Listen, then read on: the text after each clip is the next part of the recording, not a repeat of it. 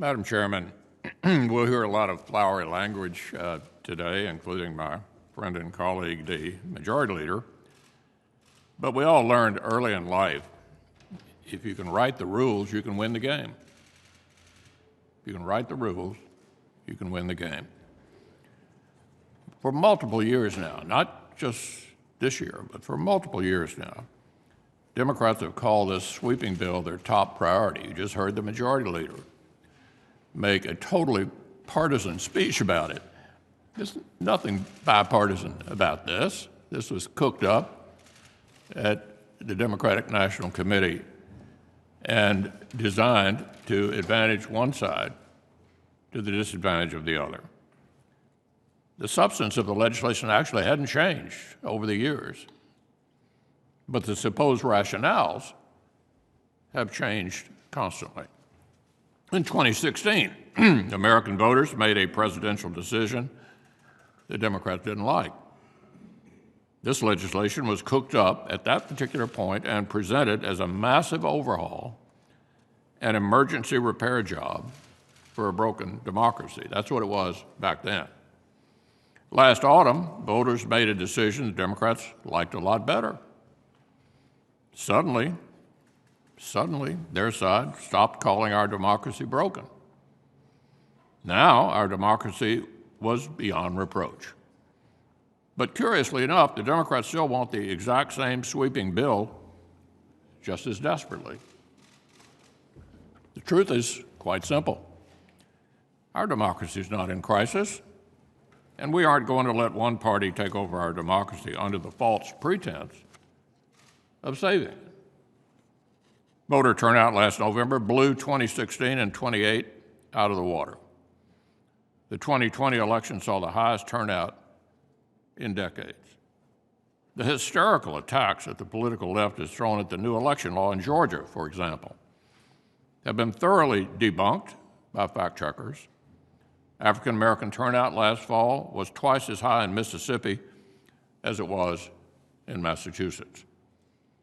None of the shifting, made-up rationales for this sweeping set of changes hold any water at all.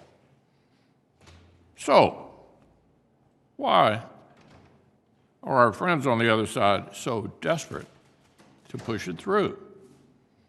Why are Democrats so hell-bent on doing whatever it takes to rewire our democracy on a thoroughly partisan basis?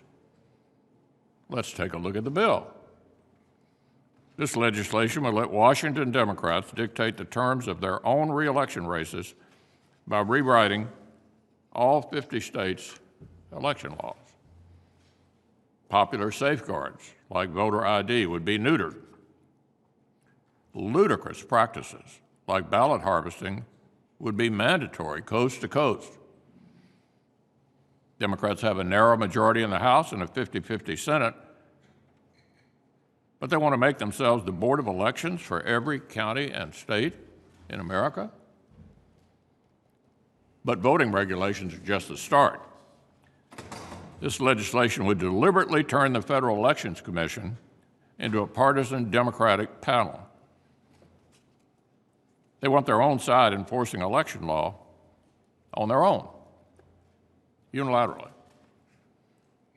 It would authorize federal bureaucrats to poke around in a much broader slice of private citizens' free speech.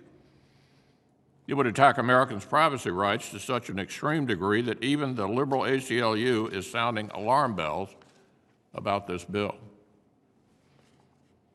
It would have the federal government take public money and send it directly to political campaigns so Americans can subsidize robocalls, junk mail, and TV ads for candidates they disagree with. So the marketing has changed constantly. This has gone from an election security bill to an ethics bill to a racial justice bill. Who knows what it'll be labeled tomorrow? But what doesn't change is the substance, because the intention doesn't change. The Democratic Party, on its own, wants to rewrite the ground rules of American politics for their benefit. We all know that's what this is about. It's hard to imagine anything that would erode public confidence in our democracy more drastically.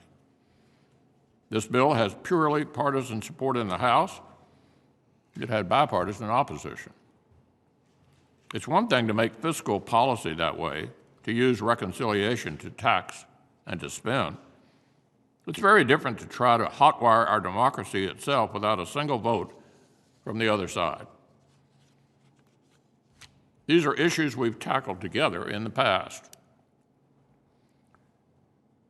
I was first chair and then ranking member with Chris Dodd in 2001 and 2002. We passed the Help America Vote Act with 90 votes. The slogan then was make it easier to vote and harder to cheat. On a bipartisan basis, we resisted the pleas of some to federalize every aspect of how we handle elections. We set up the Federal Election Administration Act. We provided money to help states upgrade their equipment, but we deliberately did not seek to dictate how they handle elections. That's how you pass